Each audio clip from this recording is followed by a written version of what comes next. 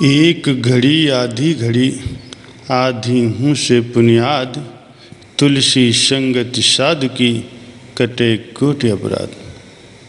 जिस प्रकार लाखों मन सुखी लकड़ियों को थोड़ी सी आग जलाकर भस्म कर देती है, उसी प्रकार महापुरुषों के ज्ञान की अग्नि मनुष्य के सभी कर्मों को जलाकर राख कर देती है। इसमें कुछ संदेह नहीं है, क्योंकि महापुरुषों की संगत का थोड़ा महत्व नहीं है। महापुरुषों की एक घड़ी का भी सत्संग 100 साल की बंदगी से भी बढ़कर है। परम संत श्री कबीर साहब जी की वाणी में इस प्रकार से वर्णन हुआ, कबीरा संगत साधु की नित प्रति कीजे जाए, दुर्मत दूर बिहावसी देसी सुमत बताए। कबीर कलह और कनपना सत संगत से जाए, दुख वा से भागा फिरे सुख में रहे समाये। कर्म 3 प्रकार के होते हैं, संचित कर्म, प्रारब्ध कर्म और क्रियमाण कर्म। संचित कर्म वे कर्म है जो जन्म जन्मांतरों से मन के अंदर जमा हुए पड़े।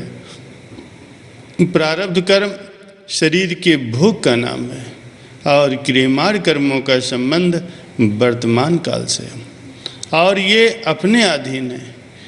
इनको मनुष्य जैसा चाहे वैसा बना सकता है। प्रारब्ध कर्म अपने बस से बाहर हैं, वे शुरू में जैसे मिल गए उसमें से कम और ज़्यादा नहीं हो सकते और न ही संत सद्गुरु इसमें दखल देने की कोई आवश्यकता समझते हैं, क्योंकि वे तो शरीर के भोग हैं। अच्छे या बुरे जैसे भी हैं वो तो भुगत ही जाएंगे। उनके सुधारने का यत्न करना व्यर्थ है। भारी कार्य तो संचित कर्मों का है, जो 84 लाख योनियों का बीज और मसाला है। इनका इलाज करना बेहद जरूरी है और संत सद्गुरु इन्हीं को काटने का उपाय करते हैं। यही उनकी संगत का असली लाभ होता है। एक बार साकेत मंडी का राजा छठी पातशाही श्री गुरु हरगोविंद साहिब जी महाराज जी के दर्शनों के लिए अमृतसर आया। सत्संग हो रहा था, उसने आते ही साष्टांग दंडवत की। गुरु महाराज जी ने उसके आने पर कुछ समय के लिए सत्संग बंद कर दिया और सेवकों को इशारा किया कि वे उसे आदर सत्कार के साथ गुरु के पास ले आएं। राजा ने बड़ी श्रद्धा भक्ति के साथ गुरु के चरणों में प्रसाद और भेंट आदि चढ़ाया और आज्ञा पाकर सिंहासन के निकट ही बैठ गया। गुरु महाराज जी ने फिर सत्संग का सिलसिला आरंभ किया। स्वाभाविक ही उस घड़ी कर्मों की कथा का वर्णन हो रहा था। बचनों के सिलसिले में जब आपने फरमाया कि मनुष्य को अपने किए गए कर्मों का फल अवश्य ही भोगना पड़ता, तो ये सुनकर राजा के मन में संदेह हो गया कि यदि महापुरुषों की शरण में आकर भी मनुष्य को अपने कर्मों का फल भोगना पड़ता है, तो फिर यहाँ आने का लाभ भी क्या है। सद्गुरु उसके मन के भावों को तो जान गए, लेकिन उस समय उत्तर कुछ नहीं दिया। सत्संग समाप्त हुआ। सत्संगी गुरु के चरणों को नमस्कार करके अपने अपने आश्रमों पर चले गए। सत्संग के कार्यकर्ताओं ने गुरु की आज्ञा से राजा के विश्राम और खान पान का आवश्यकता अनुसार प्रबंध कर दिया और वो भी आज्ञा पाकर अपने स्थान पर चला गया। दूसरे दिन फिर सत्संग हुआ, लेकिन राजा के मन में वही कल वाला प्रश्न खटक रहा था। इस कारण से उसे सत्संग में कुछ भी रस नहीं आया। सत्संग में बैठे बैठे भी उसका मन बेचैन सा बना रहा, क्योंकि जब मनुष्य का मन ही शुद्ध नहीं होगा तो फिर महापुरुषों के वचनों का रस भी उसे नहीं मिल सकता। दूसरे दिन राजा सत्संग सुनने के पश्चात जब अपने आसन पर आया और भोजन पाकर सोया, तो सोते हुए उसने एक स्वप्न देखा कि मैं एक चंडाल के घर में पैदा हुआ हूँ और बड़ा होकर के मेरी शादी हुई और फिर बाल बच्चे हुए, फिर उन बच्चों का पालन पोषण और विवाह आदि किया, पोते देखे और फिर वृद्ध हो गया। बहुत परिवार बढ़ा और 100 साल की आयु पूरी होने पर वहाँ ही मेरी मृत्यु हो गई। ये सारा कौतुक रात को सोते हुए स्वप्न के अंदर उसको दिखाई दिया। जब आँख खुली तो क्या देखता है कि ना तो वो वन है, ना वो झोपड़ियाँ हैं, न घर है, न द्वार है, न परिवार है, न कोई पैदा हुआ है, न कोई मरा। परंतु स्वप्न की रचना को देखकर उसके आश्चर्य की कोई सीमा न रही। सोचने लगा कि लोग कहते हैं कि दिन को जो कार्य किया जाता है वही रात को स्वप्न बनकर दिखाई देता है, या रात को जिन विचारों को लेकर मनुष्य सोता है उन्हीं के अनुसार मनुष्य को स्वप्न भी दिखाई पड़ते हैं। परंतु यहाँ तो न तो कोई ऐसा विचार था, न अपने जीवन में कभी ऐसे मनुष्यों से कोई संबंध ही हुआ है कि ये ख्याल रह गया हो। बहुत कुछ दिमाग लगाया लेकिन उसे कोई बात समझ नहीं आई। अंत में सारा हाल गुरु महाराज जी के चरणों में कह सुनाया। गुरु महाराज जी उसकी बात सुनकर के मौन रहे। गुरु हरगोविंद साहब जी को शिकार खेलने का शौक था। जब 2-3 दिन राजा को वहाँ रहते हुए बीत गए तो एक दिन राजा को अपने साथ लेकर श्री गुरु महाराज जी घोड़ों पर सवार होकर वन की ओर चल दिए और सिख सेवक भी साथ थे। आपने सबको सुना कर आज्ञा दी कि जिसके आगे से शिकार निकलेगा वही उसका पीछा करेगा, दूसरे को उसके पीछे भागने की आज्ञा नहीं है। ये मौज थी और इस मौज में भेद था और होना भी वही था जो उनको मंजूर था। अभी थोड़ी ही दूर गए थे कि राजा के आगे से एक हिरन निकला। राजा ने उसके पीछे अपना घोड़ा दौड़ाया और भागते भागते अपने साथियों से दूर निकल गया। जब राजा दूर निकलकर एक घने वन में पहुंचा तो वहां पर जाकर के वो हिरन भी उसकी आंखों से ओझल हो गया। राजा कुछ तो स्वप्न की चिंता से परेशान था, लेकिन वहां आकर के और भी उसकी चिंता बढ़ गई।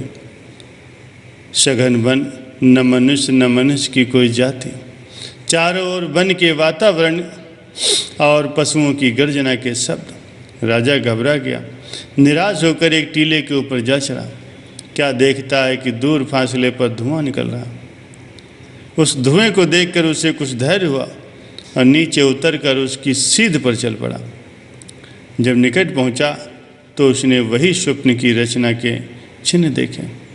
जब वो और आगे बढ़ा तो वही वन की झोपड़ियाँ नजर आई जिसमें उसने 100 साल की आयु बिताई थी। बड़ा आश्चर्य हुआ।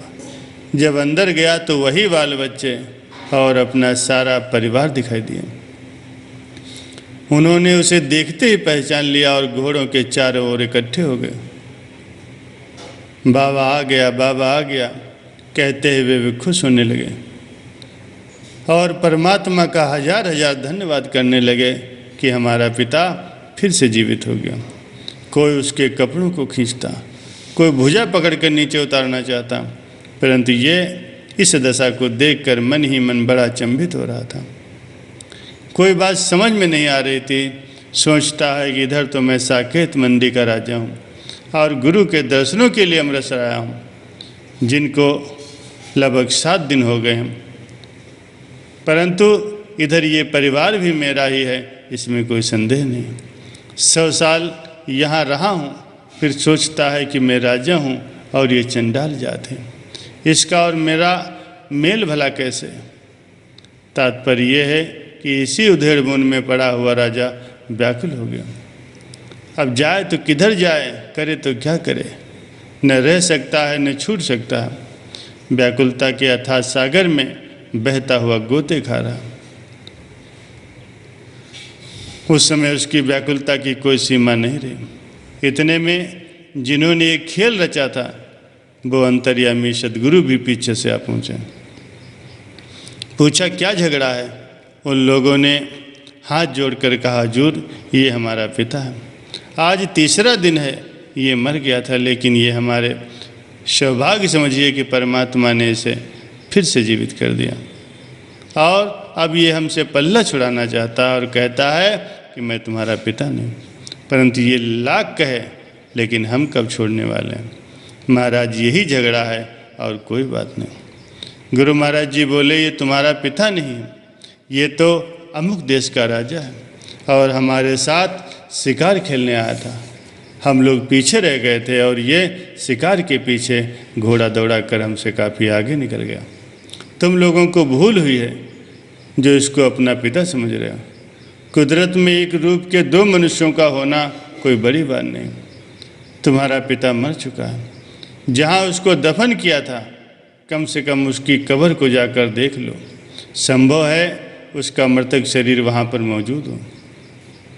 ये बात सबको पसंद आई और कब्र को खोदने लग गए तो देखा कि वो शरीर ज्यों का त्यों पड़ा था। पिता के मृतक शरीर को देखकर सबको धीरज हुआ और राजा को छोड़ दिया। राजा उसके बंधन से छूट गया, परंतु जुबान में शक्ति नहीं थी कि कुछ बोल सकें। महाराज जी ने कहा, देख राजा, ये उस प्रश्न का उत्तर है जो सत्संग सुनकर तेरे दिल में आ गया था कि यदि महापुरुषों की शरण में आकर भी मनुष्य को अपने कर्मों का फल भोगना पड़ता है तो फिर सत्संग में आने का लाभ ही क्या। ये जो कुछ भी स्वप्न के अंदर तुमने रचना देखी है ये तुम्हारे अपने ही कर्मों का फल है। तुम्हारे संचित कर्मों में एक रेखा ऐसी थी जिसके अनुसार तुम्हें चंडाल के घर में एक जन्म मिलना था और वहाँ तुमको 100 साल काटने थे, लेकिन गुरु के सत्संग के प्रभाव से वो 100 साल का चक्कर एक घड़ी के अंदर समाप्त हो गया। हे राजन, किए गए कर्म तो अवश्य ही भोगने पड़ते हैं, परंतु महापुरुषों की शरण में आ जाने से वे बहुधा इस प्रकार से कट जाते हैं। ये सुनकर राजा की आंखें खुल गईं।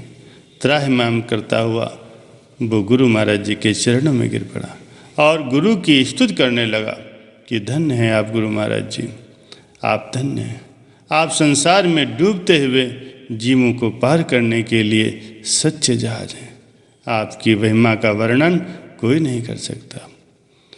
धरती जहाँ लग देखिया तहाँ लग सभी विखार, दाता केवल सतगुरु देत न माने हार।